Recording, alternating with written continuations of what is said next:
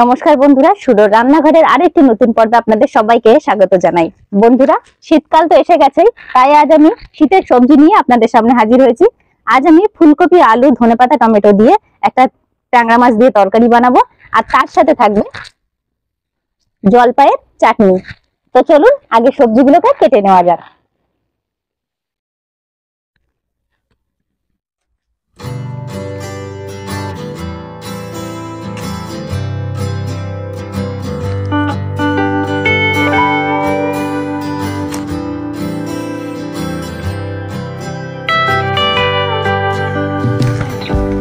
বন্ধুরা, জলপাইগুলোকে আমি ঠিক এরকম ভাবে কেটে নিয়েছি। আর আপনারা সবসময় চেষ্টা করবেন জলপাইটা নরম নিতে, যাতে একটু পাকা পাকা থাকে, তাহলে এই চাটনিটা ভালো লাগবে খেতে। তো আমার কাটাকুটি করে নিয়ে আমি রান্না শুরু করে দেব। কড়াই গরম হয়ে গেছে। এবারে কড়াইয়ের মধ্যে আমি প্রথমে একটা মশলা ভেজে নেব। তার জন্য আমি এখানে নিয়ে নিয়েছি শুকনো লঙ্কা, 5 ফোড়ন এবং মৌরি। আর তার সাথে আমি নিয়ে নিয়েছি এখানে বাড়িতে গুঁড়ো করে রাখা ধনে গুঁড়ো।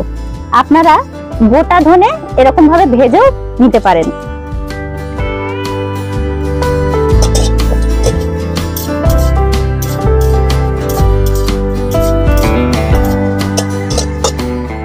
আচ্ছা, মশলাটা ভাজা হয়ে গেছে। এবারে আমি এর মধ্যে দিয়ে দেবো যে ধনে গুঁড়োটা রেখেছি, সেই ধনে গুঁড়োটা।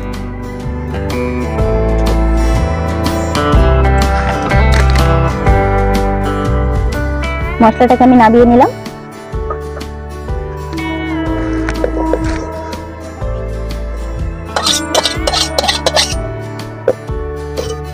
এবারে আমি কড়াইয়ের মধ্যে দিয়ে দেব তেল।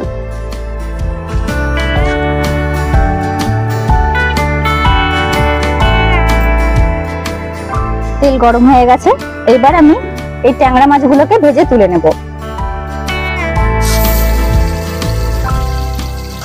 আর ট্যাংরা মাছগুলোতে কিন্তু আমি আগে থেকে নুন আর হলুদ লাগিয়ে রেখেছিলাম, আর যেহেতু ট্যাংরা মাছ ফাটে তার জন্য সামান্য সরষের তেলও দিয়ে রেখেছিলাম।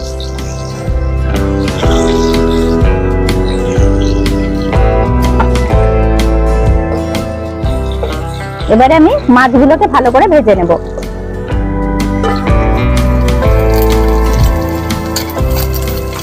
মাছগুলো সুন্দর করে ভাজা হয়ে গেছে, এবারে তুলে নেব।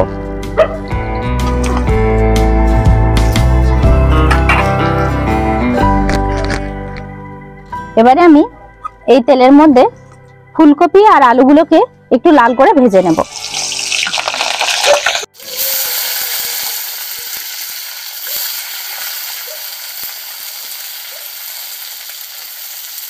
দিয়ে দেব সামান্য নুন,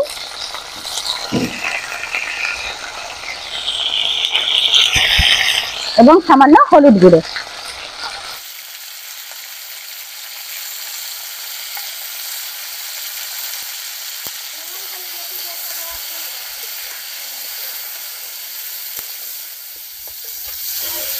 ফুলকপি আর আলু ভাজা হয়ে গেছে, এবারে তুলে নেব।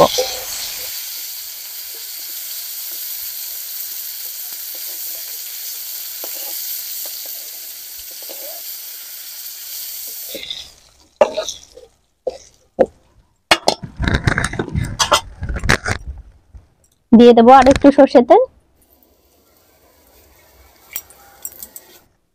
এবারে আমি এখানে নিয়েছি 1/2 চামচ সাদা জিরে, 1/2 চামচ কালো জিরে। এটা ফোড়নে দিয়ে দেব।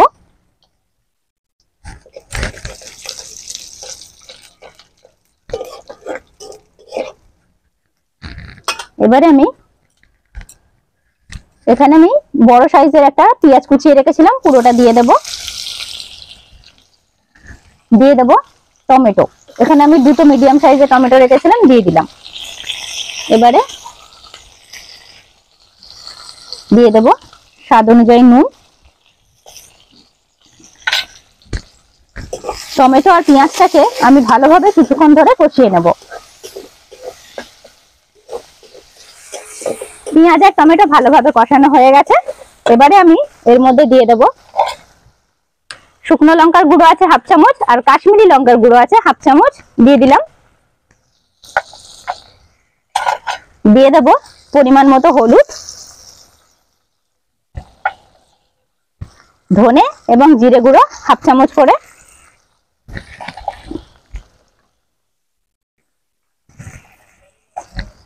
এখানে দিয়ে দেবো হাফ চামচ আদা বাটা, হাফ চামচ রসুন বাটা। আপনারা চাইলে কিন্তু রসুন বাটাটা নাও দিতে পারেন, আমি যেহেতু ট্যাংরা মাছ দিয়েছি তার জন্য আমি রসুনটা দিলাম। সামান্য জল দিয়ে মশলাটাকে একটুখানি আমি নেড়ে চেড়ে নেব। এবারে আমি এই মশলার ভিতরে ভেজে রাখা ফুলকপি আর আলুটা দিয়ে দেব, দিয়ে 5 মিনিটের মতো কষিয়ে নেব।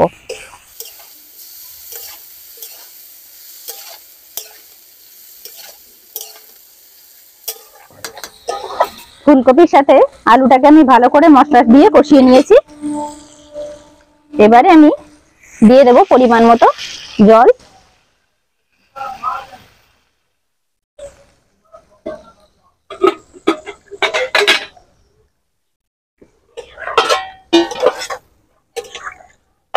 এবারে ফুলকপি আর আলুটাকে ভালো করে সেদ্ধ করে নেব। যতক্ষণে ফুলকপি আর আলুটা সেদ্ধ হচ্ছে আমি যে মশলাটা ভেজে রেখেছিলাম সেই মশলাটা গুঁড়ো করে নেব।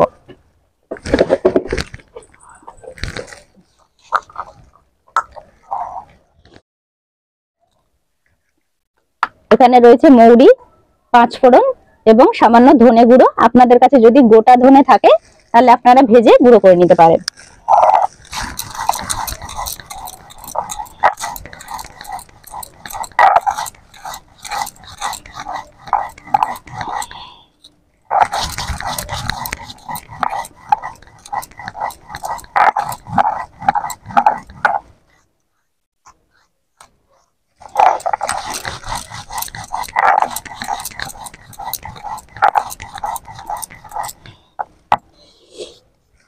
মশলাটা গুঁড়ো হয়ে গেছে, এবার আমি তুলে নেব।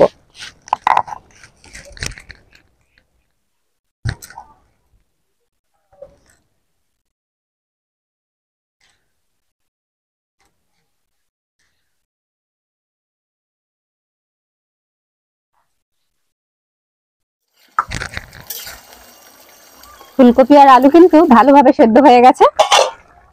এবারে আমি ভেজে রাখা ট্যাংরা মাছগুলোকে দিয়ে দেব।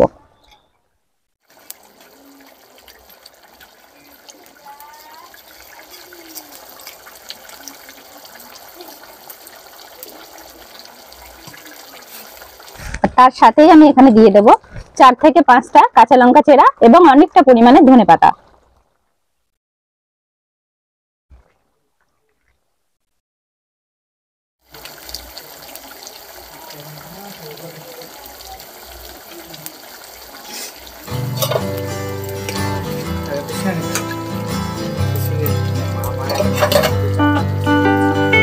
পাঁচ মিনিটের মতো আমি ঢাকনা দিয়ে রেখে দেবো। 5 মিনিট হয়ে গেছে, আমার রান্নাটা হয়ে গেছে, এবারে নামিয়ে দেবো।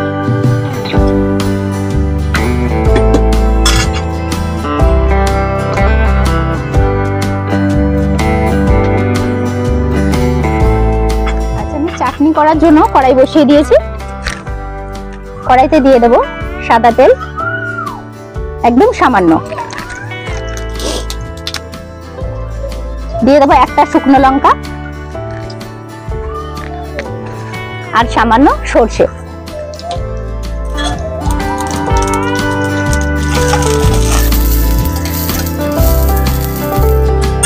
এবারে আমি আগে থেকে কেটে রাখা জলপাইগুলোকে দিয়ে দেবো।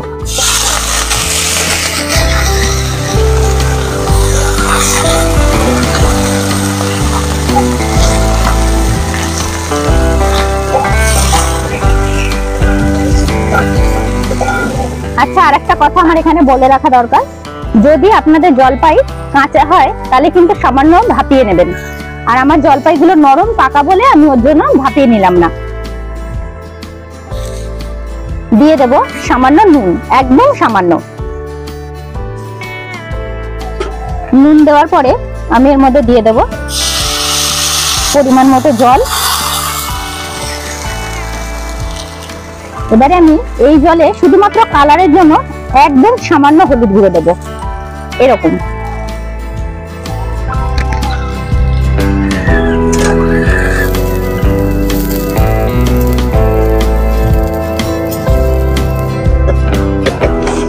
এবার জলপাইটাকে আমি কিছুক্ষণ ফুটিয়ে নেব ঢাকনা দিয়ে।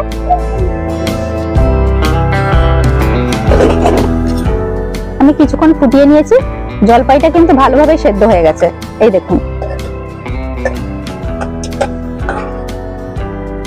এবারে আমি দিয়ে দেব, যে যেরকম মিষ্টি খাবেন সেই অনুযায়ী চিনিটা দিয়ে দেবেন।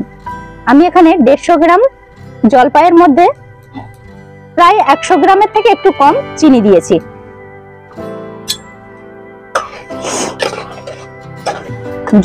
জলপাই কিন্তু টকের পরিমাণ বেশি হয়, সুতরাং মিষ্টিটা সেই রকম বুঝেই দেবেন। এবারে আমি আরো কিছুক্ষণ ঢাকনা দিয়ে জাল দিয়ে নেব।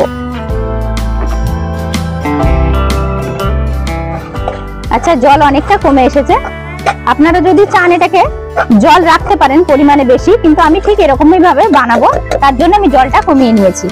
এবারে আমি এর মধ্যে দিয়ে দেব আগে থেকে ভেজে রাখা সেই মশলাটা।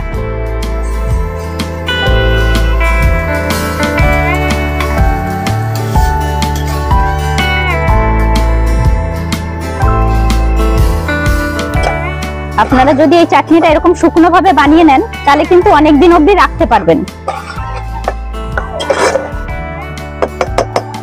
হয়ে গেছে আমার জলপাইয়ের চাটনি, এবারে নামিয়ে নেব।